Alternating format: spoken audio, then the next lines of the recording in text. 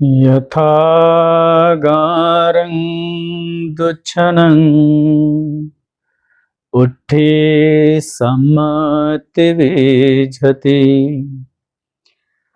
एवं अभावितं चित्तं रागो सम्मति विजति। यथा अगारं सुक्षणं उत्थेन सम्मति विजति एवं सुभावितं चित्तं रागो न सम्मति विजति। यह धम्म देशना भगवान के भाई नंद कुमार इनके संदर्भ में कही गई है, उनके उद्देश्य करके कही गई। और बड़ी प्यारी ये गाथा है धम्मपद की। ये गाथा बड़ी अनूठी गाथा है, जीवन में उतारने योग्य। जीवन यदि हमारा बिगड़ने लगे और हमारा अगर प्रयास हो तो कैसे बिगड़ी हुई हालातों को हम सुधार सकते हैं, धर्म पथ पर आ सकते हैं जो पदभ्रष्ट हुआ है। तो इस गाथा को जरा समझना है, उसके पीछे की पृष्ठभूमि, उसके पीछे का इतिहास, वो कब और किन हालातों में कहेंगे, इससे भी समझना बहुत जरूरी है। यथा आगारं दुच्छनं, जिस तरह से घर की छत अच्छी न हो, ठीक ठीक न हो, मजबूत न हो, तो बारिश प्रवेश कर लेती है। उठी सम्मति विजति, बारिश जो है भीतर आई जाएगी। उसी तरह से अगर चित्त समाहित नहीं है, ठीक ठीक ढंग से अगर चित्त समाहित नहीं है, तो उसमें राग उत्पन्न हो जाता है। उसके विपरीत यदि घर की छत अच्छी तरह से साबुत है, मजबूत है, छत अच्छी होने के कारण उसमें बारिश कितनी भी हो जाए प्रवेश नहीं कर सकती। उसी तरह से चित्त में ध्यान साधना और विपස්සना होने की वजह से राग उत्पन्न नहीं हो सकता, प्रवेश नहीं कर सकता। ये गाथाएं हैं। तो जरा समझो इन गाथाओं की पृष्ठभूमि कैसी रही है। 45 साल की आयु में बुद्ध बहुत जगह घूमे और बहुत उपदेश दिए। अनेकों को उन्होंने जगाया। उनको हम कल्याण मित्र कहते। कल्याण मित्र यूं ही नहीं कहते, बुद्ध को कल्याण मित्र ही कहना चाहिए, योग्य है। यद्यपि दुनिया के लोग, आम लोग असत्य में जी रहे हैं, माया में जी रहे हैं, और जब भी असत्य में जीने वाले लोगों को तुम आईना दिखाओगे, सत्य उनके सामने उजागर करोगे, तो उनको पीड़ा होगी। पहली दफा सबसे पहले उनकी पीड़ा होगी, क्योंकि जो जीवन जी रहे हैं उसके विपरीत तुम अगर कोई बातें करोगे तो उनको वो बातें दिखाई नहीं देगी, लेकिन उनका विरोध हो रहा है, उनके जीवन जीने के तरीकों को विरोध हो रहा है। सबसे पहले वो विरोध स्पष्ट होता है और तुम देखना, और तुम चूक जाते हो। तुम्हारे सामने कोई आ भी जाए गुरु, तो तुम्हारी गति सुगति क्यों नहीं हो रही है? क्योंकि वो क्या कह रहा है, क्यों कह रहा है, किस कारण कह रहा है, ये तो नहीं देख रहे। तो लेकिन वो कह रहा है हमारा जो जीवन असत्य और माया में पड़ा हुआ है, उसके विपरीत अगर हमें कोई जगाने के लिए आ जाता है तो उसके भाव को नहीं देखते, वो हमारा विरोध कर रहा है।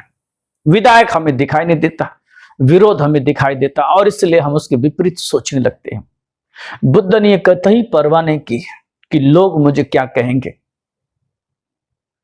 गुरु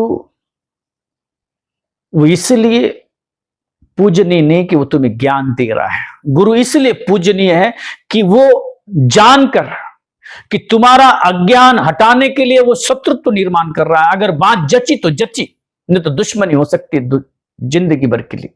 ये जानते हुए अभी वो सामने आता है बिना किसी कारण, बस केवल ज्ञान का प्रकाश फैले, तुम्हारी मदद हो जाए।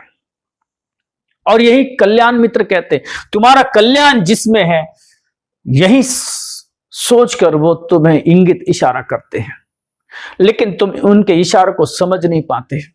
तुम तो दुश्मनी मोल लेते हो, खरीद लेते हो, तुम तो झगड़े फिसाद पर उतर आते हो। क्यों? क्योंकि झगड़ा, स्तंभ और सारंभ ये भीतर होने के कारण मन में राग, द्वेष, मोह ये क्लेश है और उसके अनुक्लेश है, उपक्लेश है।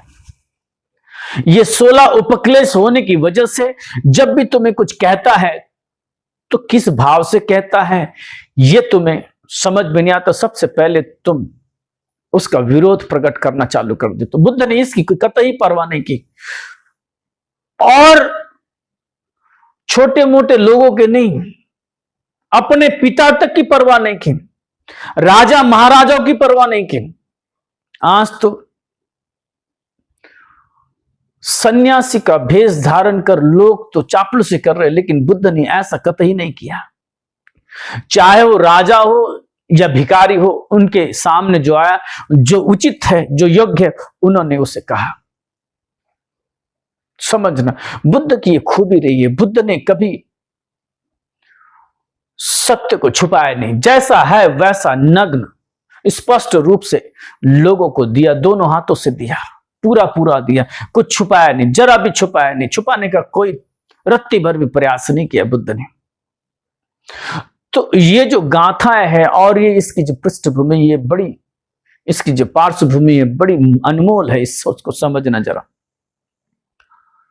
सिद्धार्थ कुमार ने बोधि अवस्था में, बोधिसत्व अवस्था में गृह त्याग करने के पश्चात 6 सालों तक यहां वहां भटके, गुरु की तलाश की, ध्यान किया और फिर उन्होंने सम्यक संबुद्धि की प्राप्ति की, धम्मचक्र प्रवर्तित किया और वो लोगों को दीक्षा देते हुए पहुंचे राजगृह। राजगृह में सारिपुत्र और महामोग्गलन की दीक्षा हुई, वेणुवन का दान हुआ। सम्राट बिंबिसार ने वेणुवन का दान किया और उस वेणुवन दान करते समय उन्होंने अपने पूर्वजों को पुण्य अर्जित कर अर्पित किया। ये सारी घटनाएं हुई और बुद्ध की कीर्ति जो है, कीर्ति शब्द यहां वहां उठने लगे। बुद्ध की कीर्ति दूर दराज तक फैलती रही और ये बात शुद्धोधन को भी पता चली।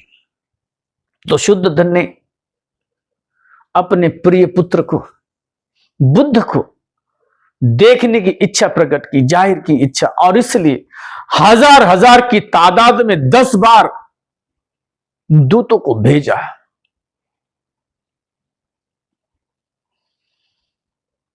अब ये बूढ़ा राजा शुद्धोधन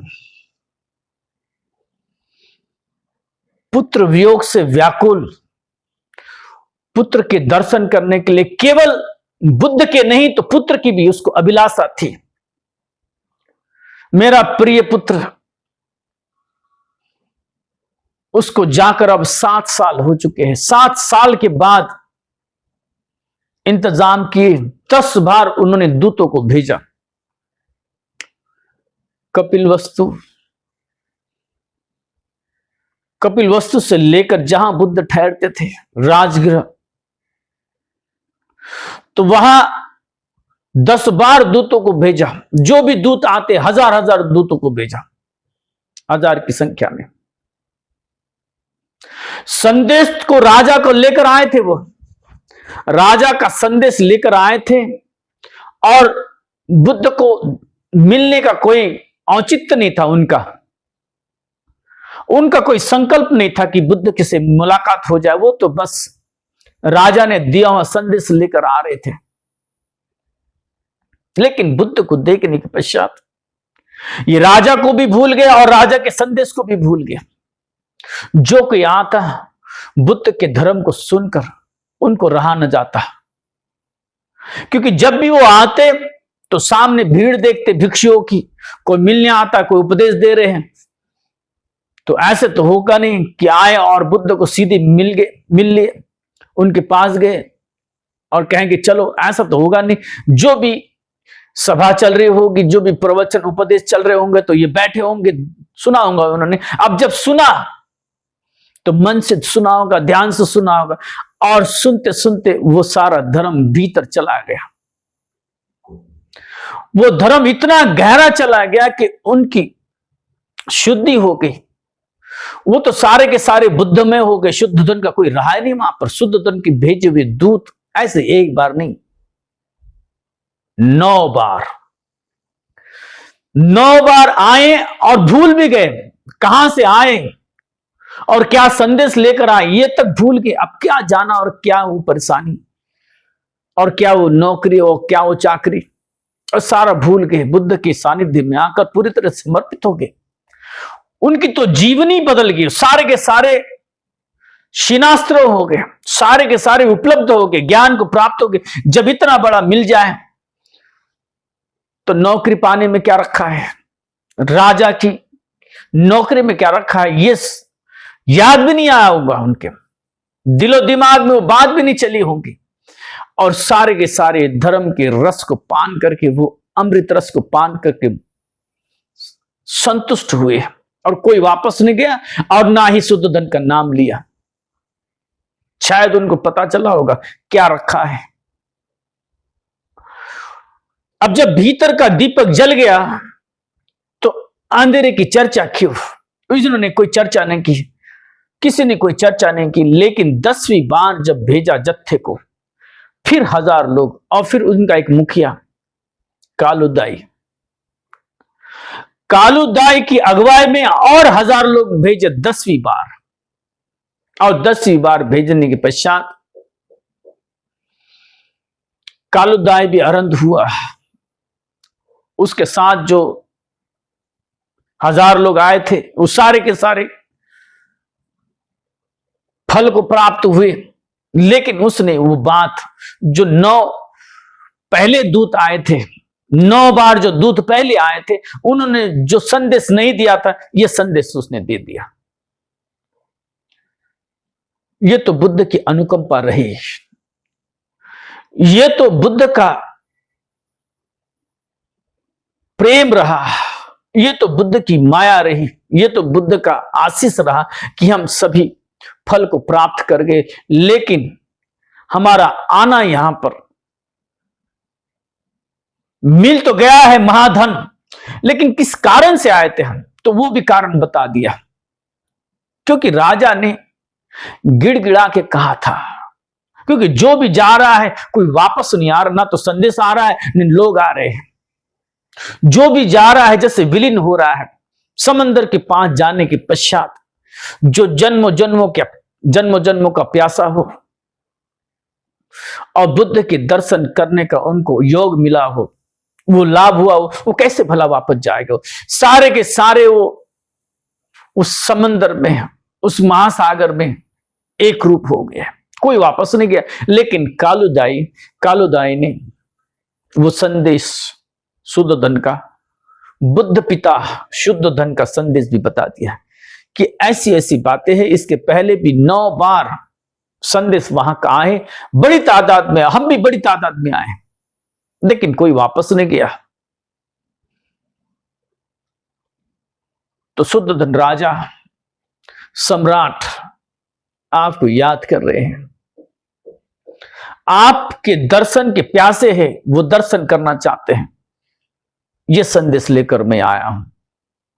अब यह भी नहीं कहा कि आपको चलना है, कहा कि मैंने अपना काम कर दिया, मेरा काम इतना भर मात्र है कि संदेश जो है जैसा है वैसा। बुद्ध के सामने आने के पश्चात बुद्ध से बस याचना की जा सकती है।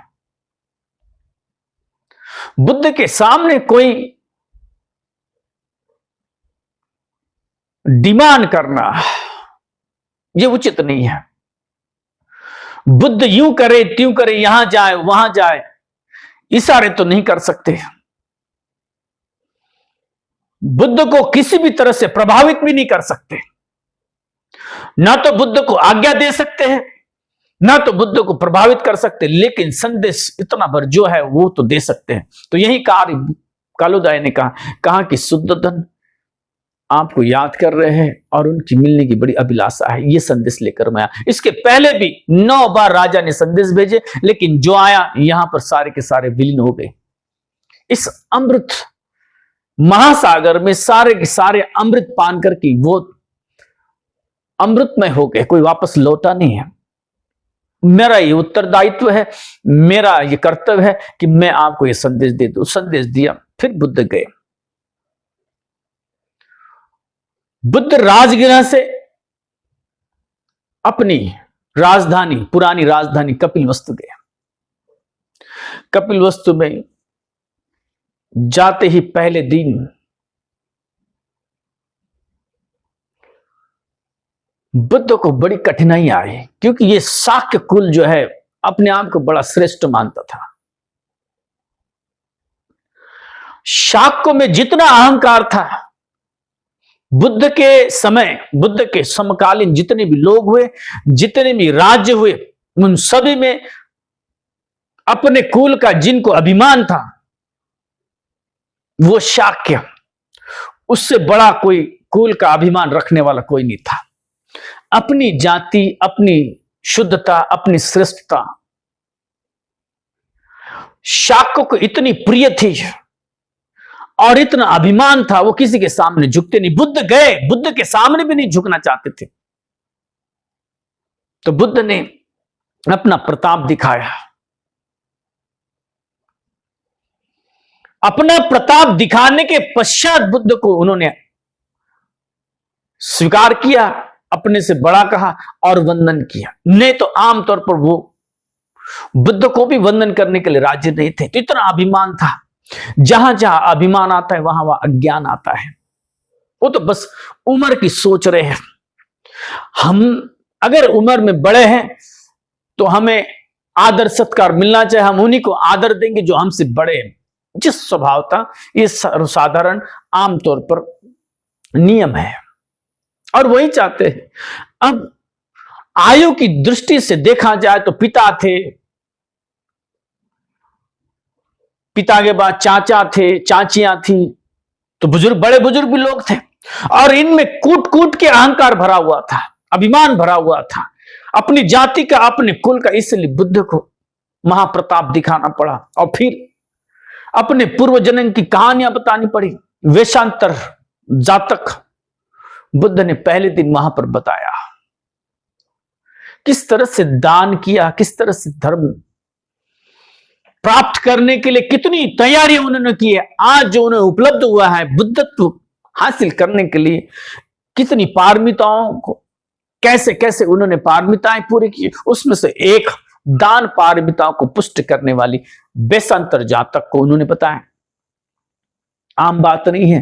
वेशांतर दान में इतना आगे थे, जो भी उनके पास रहता बचपन से, जैसे ही उनका हाथ चलने लगा तब से जो भी हाथ में वो दे देते किसी को। राजा के पुत्र थे। अब राजा के पुत्र वेशांतर जो भी उनके पास कोई दे देता, कोई वस्तु, कोई भेंट वस्तु, वो किसी दूसरे को दे देते। बाल अवस्था में से ही वैसी अवस्था थी, हाल थे। जब वो 8 साल के भये, जब वो 8 साल के हुए तो उनके मन में ये विचार आया, मैं जो कुछ भी दे रहा हूं ये मेरा अपना नहीं है। मेरे हाथों से जो भी दान पुण्य हो रहा है वो मेरा अपना अर्जित नहीं है, मेरा कहने के लिए नहीं है। ये तो इस हाथ से आता है, मैं उस हाथ से दे देता हूं, इसको मेरा कहना उचित नहीं है। जो मैं अर्जित करूं, मैं अपना कष्ट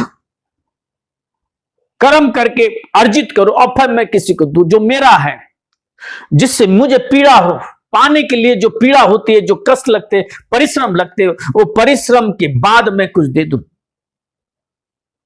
ये 8 साल की अवस्था में लोग दान करते हैं, भिक्षुओं को बुलाते हैं, लेकिन वो चाहते कि दान भी हो, नाम भी हो, फोटो तस्वीर भी निकले और जेब को ज्यादा पता भी नहीं चले कि कुछ निकल गया है। ऐसे दान करने से भी कोई दान होगा? ऐसे दान करने से भी कोई पुण्य मिलेगा? ऐसे दान करने से भी कोई पारमिता पूरी होने वाली है? पारमिता पूरी भी करना चाहते हो, दान भी करना चाहते हो, अपने अहंकार को भी सजाए रखना चाहते हो और कंजूसी भी करना चाहते हो, पता भी नहीं चले, तिजोरी की तो बात ही दूर है, अपने जेब में जितने रखे हैं तो खोजते हैं, मंदिर विहारों में जाते हैं तो देखते छुट्टा कितना है, छुट्टे नहीं है तो दान नहीं करते। और ऐसी अगर कंजूसी की धारणा है, कंजूस अगर भीतर बैठा हुआ है, तो आदमी दान करने की सोचे नहीं। जिस आदमी के भीतर दान की इच्छा जागृत हुई, उसने कंजूसी नहीं करनी है, और जो कंजूसी करेगा वो दान नहीं कर सकता। कंजूसी देने वाले का बहुत बड़ा मल है, बुद्ध कहते हैं। अब देखो, वेशांतर जब केवल 8 साल का था, वो क्या विचार कर रहा है?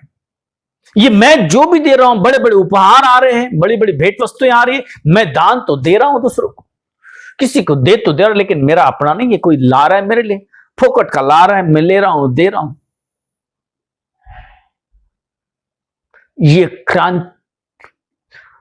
ये अपनी क्रांति है। जिसके मन में ये विचार जागा, उसके भीतर ये इच्छा जागी, दान का सही मूल्य, उस पुण्य का सही मूल्य उसी पता चला जिसने ये विचार किया कि मैं जब दान करूं तो मुझे उसका एहसास हो, और तुम बिना एहसास के दान किए जा रहे हो, तुम्हारे जेब तक को पता नहीं चल रहा है कि तुम कुछ दान दे रहे हो। इससे भी भला कैसे तुम्हारा पुण्य अर्जित हो सकेगा और कैसे तुम्हारी पारमिताएं पुष्ट होती रहेगी? असंभव है। जितना तुम कमाते हो महीना भर, उतना भी तुम दान न दे सको तो क्या खाक दान? वेशांतर जब 8 साल का था, उसने विचार किया कि मेरा अपना कोई मुझसे आंख मांग ले, जो मेरी है, जो मेरी है, मुझे पीड़ा हो मैं दे तो मुझे पता चले कि ये मेरी गई। और तुम देना चाहते हो और तुम्हें पता भी नहीं चलने देना चाहते हो। कोई मेरा हृदय मांग ले, मैं उससे दे दूं। ये जब संकल्प किया तो धरती कांप उठी, और इस जन्म में इतना दान किया, इतना पुण्य किया कि धरती कांपने लगी। तो बुद्ध जब कपिलवस्तु गए थे तब भी धरती कांप रही थी। बुद्ध ने जो प्रताप दिखाए तब भी ये धरती कांपी, और उसका संदर्भ वेशांतर के जीवन से वो जोड़ते हुए उन्होंने वो वेशांतर जातक वहां पे सूचित, इंगित इशारों में बताया कि किस तरह से श्रेष्ठ है, कितने जन्मों तक का ये पुण्य है। ये बुद्ध होना, ये सम्यक संबुद्ध का अवतरण होना इतना कोई आसान नहीं है, साधारण घटना नहीं है। ये बातें देखकर फिर तब जाके उन्होंने अभिवादन किया बुद्ध को। इतने अभिमानी लोग थे। और तुम जान लेना, पूरा भारत जहां का वहां है, बुद्ध धर्म यहां से निकल गया, चला गया, तिरोहित हो गया, खत्म हो गया, नष्ट हो गया। उसके साथ साथ एक और घटना घटी, शाक्य कुल भी नष्ट हुआ। बुद्ध के जीते जी शाक्य नष्ट हुआ। उसके लिए कारण था उनका अभिमान, उनका अपने जाति के प्रति जो प्रेम था, जो लगाव था, अहंकार था। उसी अहंकार ने उनको सारे को नष्ट कर दिया। शाक्य कुल पूरी तरह से नष्ट हुआ अपने अभिमान के कारण, अपने दंभ के कारण। तो पहले दिन वेशांतर जातक को प्रकाशित करने के पश्चात सारे गदगद हो गए। राजा चला गया, अपने महल चला गया, और 20,000 भिक्षु थे, शिनास्त्र भिक्षु, 20,000 शिनास्त्र, जिनके सारे अस्त्र, सारी कठिनाइयां, सारी मुश्किलें, सारी गंदगी वो सब खत्म हो गए। सारे मलों से जो मुक्त है, ऐसे 20,000 भिक्षु लेकर बुद्ध चले थे कपिलवस्तु। और इन 20,000 लोगों में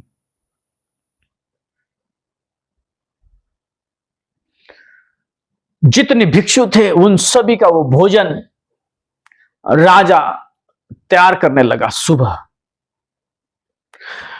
राजा ने भोजन की तो तैयार की, मन में ये विचार रखा, मेरा पुत्र इतना बड़ा श्रेष्ठ हो गया है, बुद्ध हुआ है, अब मेरे ही घर आएगा, जाएगा कहां, ये सोचकर अपने घर में तैयारी कर रहा है। अब देखो बुद्ध की युक्तियों को देखो, बुद्ध के धर्म के प्रचार को, शिक्षा के इस धर्म उपदेश देने के इस अनूठे स्वभाव को देखो जरा। पिता थे, पिता के भीतर जो जो अहंकार भरा हुआ है, जो अभिमान भरा हुआ है पुत्र के प्रति, अपने कुल के प्रति, वो किस तरह से नष्ट करने का प्रयास कर रहे बुद्ध। बुद्ध का मार्ग बड़ा अनूठा है। और बुद्ध को कोई समझ ले तो समझ जाए, अगर वो समझना चाहे तो, लेकिन अगर ना समझने की कसम ही खा रखी है तो बुद्ध को समझेगा नहीं कोई। तुम अगर बुद्ध को समझना चाहते हो तो बुद्ध को समझने के लिए ज्यादा बुद्धि की जरूरत नहीं है। बुद्ध तो बिल्कुल सरल है, लेकिन तुम अगर अड़ जाओ, तुम अगर बुद्ध को समझना ही नहीं चाहोगे तो जिंदगी चले जाएगी, लेकिन बुद्ध को नहीं समझ पाओगे। बुद्ध के पास न भेदभाव है, न पक्षपात है। जैसा आदमी है, चाहे वो अपने पिता ही क्यों ना हो, उनको रास्ता दिखाने के लिए, उनको धर्म का दर्शन, धर्म का ज्ञान कराने के लिए वो किसी भी हद तक जा सकते हैं। 20,000 लोगों का भोजन बनवाया।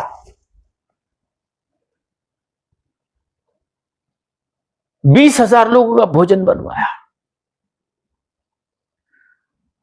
और ये सोच रखा था कि कल मेरा पुत्र आएगा तो मैं उनको अपने हाथों से स्वादिष्ट उत्तम भोजन खिलाऊंगा। और बुद्ध के मन में विपरीत आ रहा है। दूसरे दिन बुद्ध अपने घर नहीं गए, बुद्ध कपिलवस्तु में भिक्षाटन करने लगे। लोगों के दरवाजे पे जाकर भिक्षा मांगने लगे सुबह सुबह। कोई घर छोड़ा नहीं उन्होंने। सारे के सारे 20,000 का वो संघ आम लोगों के घर से भोजन ग्रहण कर रहा है। जैसे ये बात पता चली, राजा को बात पता चली, राजा तो बड़ा घबराया। दौड़ते दौड़ते जैसा था, जिस अवस्था में था, आमतौर पर जब राजा बाहर निकलता है तो बड़ा तामझाम करके निकलेगा। राजवस्त्र,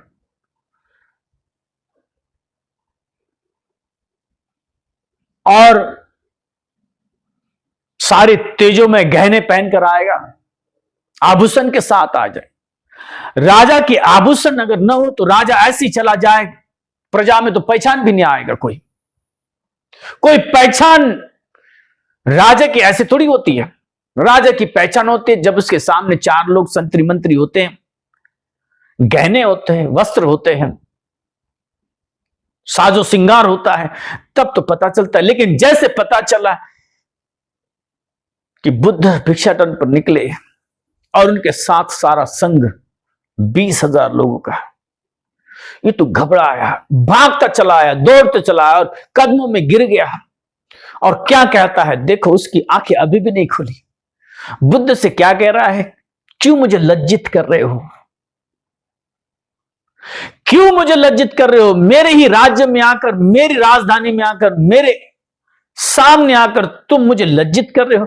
क्या मेरी इतनी औकात नहीं है कि तुम्हारे 20,000 लोगों को मैं भोजन न दे सकूं? ये बोलता जा रहा है, इनकी भावनाएं उमड़ के आ रही है। सम्राट दौड़ते हुए आया। सम्राट के अहंकार को बहुत बड़ी ठेच पहुंची थी, जैसे सारा उनका अहंकार चूर चूर कर दिया हो। तो राजा चरणों में बुद्ध की पड़कर गिड़गिड़ाने लगा और बोलने लगा, भाव विभोर होकर कहने लगा, तुम मुझे लज्जित करना चाहते हो, ये क्या कर रहे हो? तो बुद्ध ने कहा, इसमें लज्जा की क्या बात है, मैं तो वही कह रहा हूं जो मेरे पूर्वजों ने किया। अब तो तीर आर पार हो गया। बुद्ध भिक्षाटन पर निकले, ये तो तीर चुभने जैसा था, लेकिन बुद्ध ने जब यह कहा कि ये तो मैं अपने पूर्वजों का अनुकरण कर रहा हूं, जैसा मेरे पूर्वजों ने किया वैसा मैं कर रहा हूं, तो तीर तो बिल्कुल आर पार हो गया।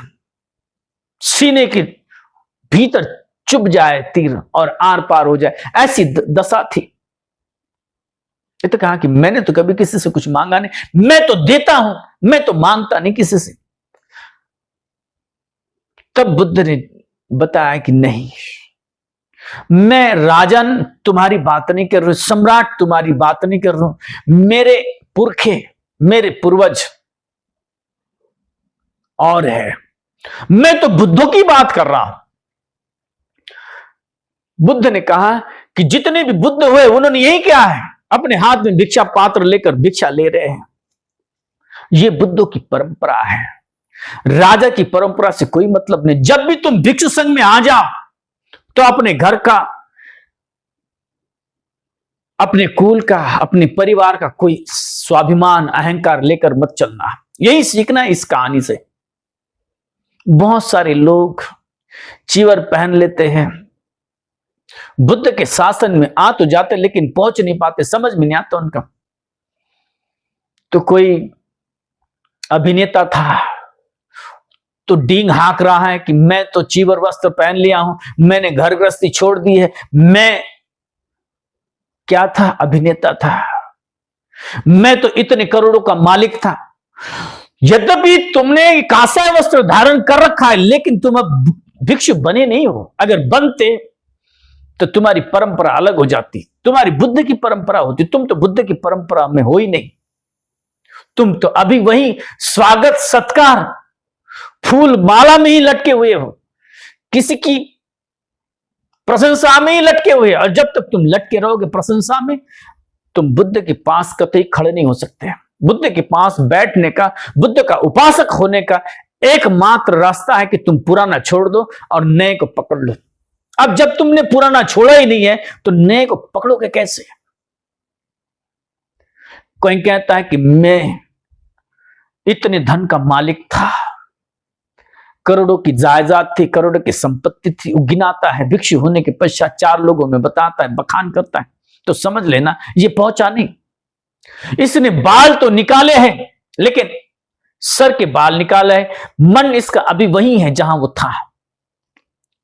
शायद धन से जितनी प्रतिष्ठा मिल रही थी उससे वो संतुष्ट नहीं था, उससे वो अधिक की लालसा में चाहे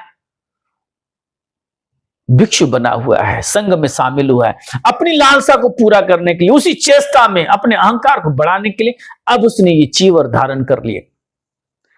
आदमी क्या नहीं करता, अहंकार में आदमी सन्यासी भी हो सकता है।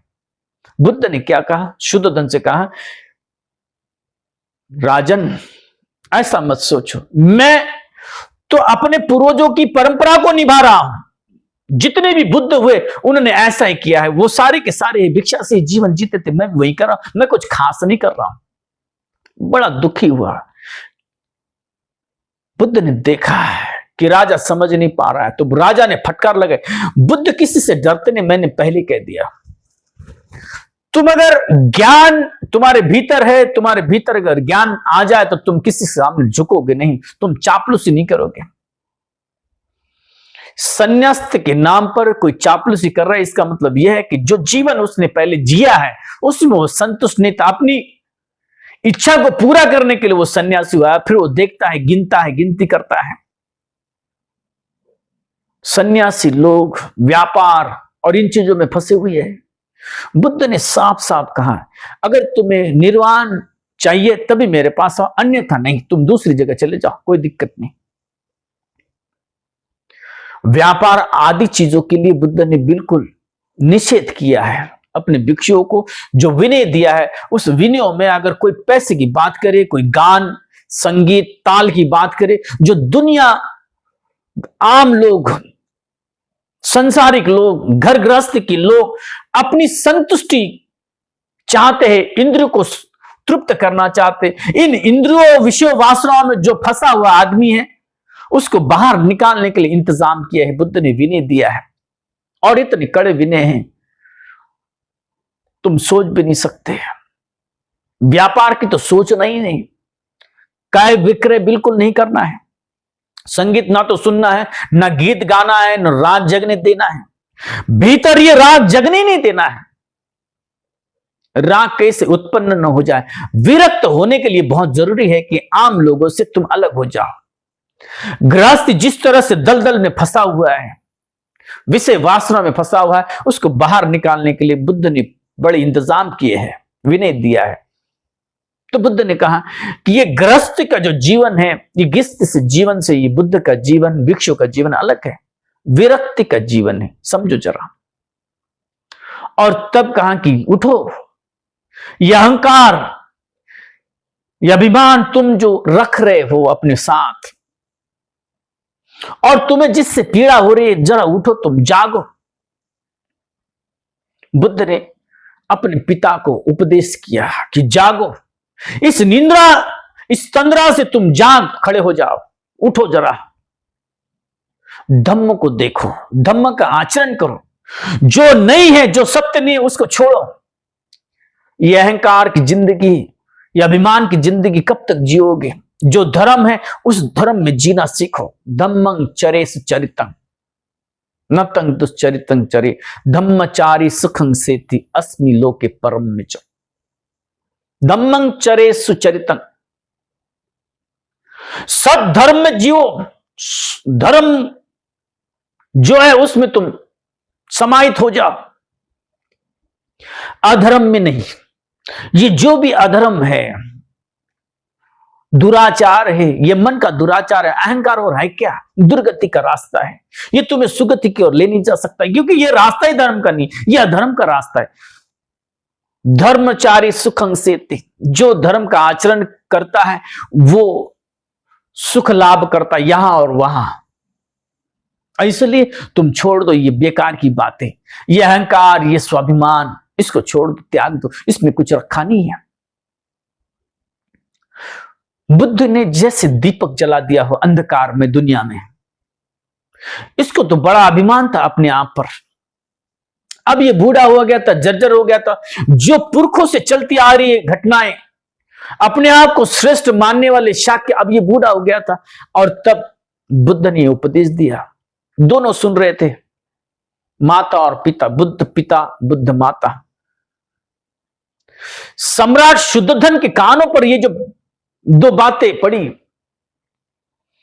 तो उसके भी होश उड़ गए, उसकी जो धारणाएं थी वो सारी चूर चूर हो गई। क्योंकि जब ये पुत्र इतना सुंदर, इतना तरुण, इतनी तरुणाई में अगर ये बातें कर तो मैं तो जीर्ण हो चुका हूं।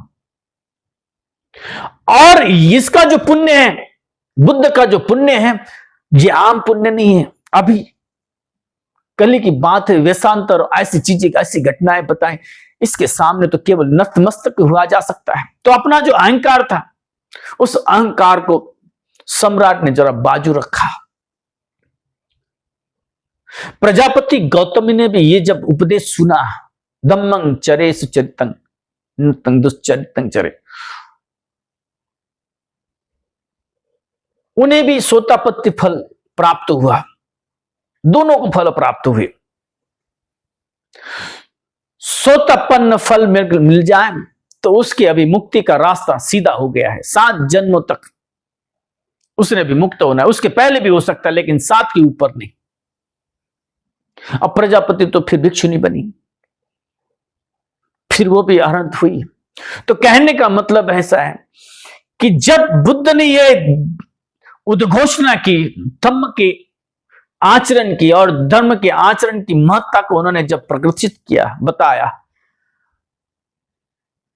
तब औरों पर जितना असर नहीं हुआ उससे ज्यादा असर माता पिता पर हुआ। वो दोनों को लाभ हुआ। फिर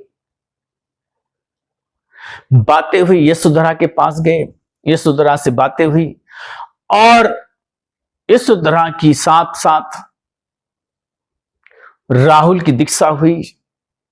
तीसरे दिन की घटना अजीब घटना रही। तीसरे दिन की घटना, उस दिन शादी थी नंद की। प्रजापति गौतमी का जो पुत्र था, भाई था, बुद्ध की दूसरी माता के पुत्र बुद्ध के भाई थे नंद, और उस दिन उसकी शादी थी। और शादी होने के बाद उसका नया महल, उस नए महल में उसने रहना था अपनी बीबी को लेकर। तो उसने सपने सजा रखे थे, अब बीबी के साथ रहेंगे, नया घर होगा, गृह प्रवेश था नए घर का, और शादी, अभी नई जिंदगी आरंभ होने वाली थी। और बुद्ध को आमंत्रित किया क्योंकि घर का आदमी थे, घर के इतने बड़े मेहमान आए हो, और शादी के ऐसे मौके पर अगर आमंत्रित न किया जाए तो कैसी बात होगी। और तीसरे दिन नंद की शादी और गृह प्रवेश पर बुद्ध को आमंत्रित किया, भोजन दान आदि करवाया, भोजन किया बुद्ध ने और भिक्षु संघ ने, अनुमोदन हुआ, आशीष दिया। अब हमारी जिंदगी अच्छी हो, नंद का जीवन फलित हो, गृहस्थी उसकी अच्छी चले, इसी कारण बुद्ध को आमंत्रित किया था। लेकिन बुद्ध के मन में कुछ और है। भोजन आदि करने के पश्चात अपना जो भिक्षा पात्र है नंद के हाथ में थमा दिया और अपने साथ लेकर चले गए बुद्ध। बड़ी अजीब घटना है।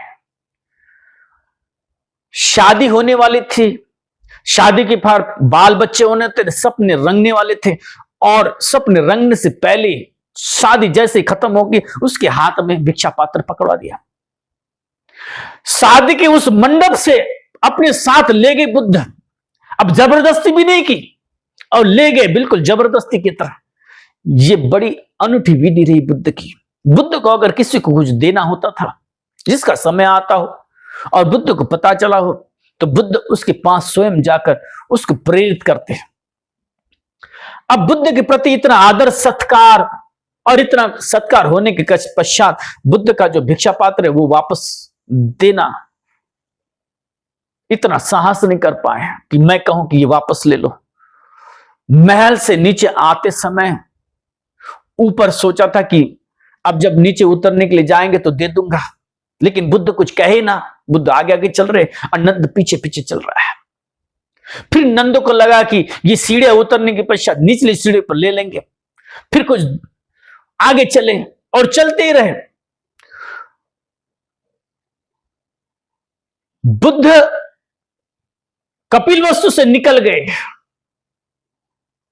उनके साथ हो लिए, लेकिन नंद कुछ कह नहीं पाया।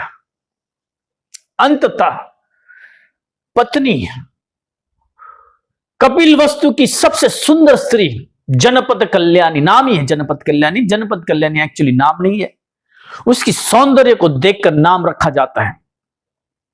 जनपद कल्याणी का मतलब इससे सुंदर कोई नहीं। जैसे आज हमारे पास विश्व सुंदरी, मिस वर्ल्ड,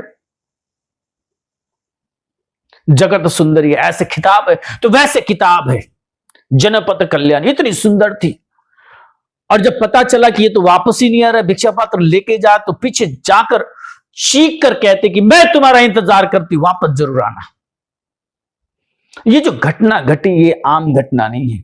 बुद्ध के जीवन की अनेक घटनाओं में से ऐसी घटनाएं बहुत कम देखने को मिलती है, लेकिन ऐसी घटनाएं घटी है। बुद्ध कम से कम शादियों में गए हैं। जब भी शादियों में गए हैं, शादी तो नहीं हुई, ऐसा लोगों को लगा कि बर्बादी हुई है, लेकिन जिसको वो फल मिला, जिसके जीवन में जो क्रांति घटी, जन्म जन्म के जंजाल से जो मुक्त हुआ, उससे पता चला। लेकिन आम लोगों की दृष्टि में बुद्ध जहां गए ऐसा लगा मानो संसार उद्ध्वस्त नष्ट हो गया। जिस आदमी ने इतनी दुख भोगे हो, इतने जन्म जन्मों का कष्ट भोगा हो, अब जब बुद्ध का दर्शन हो जाए और बुद्ध उस पर आशीष दे दे, उसे आशीष दे दे, बुद्ध अपने साथ किसी को कर ले, बुद्ध का महाप्रसाद भी उसे अगर मिल जाए, तो वो आदमी भूखा नहीं रहेगा, वो तो जिंदगी भर के लिए नहीं, जन्मों जन्मों के दुखों से वो मुक्त हो जाएगा। इस घटना को समझने की जरूरत है। आम लोगों को लगता है कि ये बुद्ध का कैसा प्रकोप है। बुद्ध का प्रकोप नहीं, ये बुद्ध की करुणा है, महाकरुणा है बुद्ध की, जो तुम्हें मुक्त करना चाहते। केवल शरीर सुख, इंद्रिय सुख, इंद्रिय भोग के पीछे जो आदमी लगा है और दुख में रहता है, ऐसे आदमी को सुख देकर उसकी जन्मों जन्मों की दुख की यात्रा वो नष्ट कर रहे हैं और सुख से वो परिपूर्ण कर रहे हैं। निर्वाण जैसा कोई फल नहीं।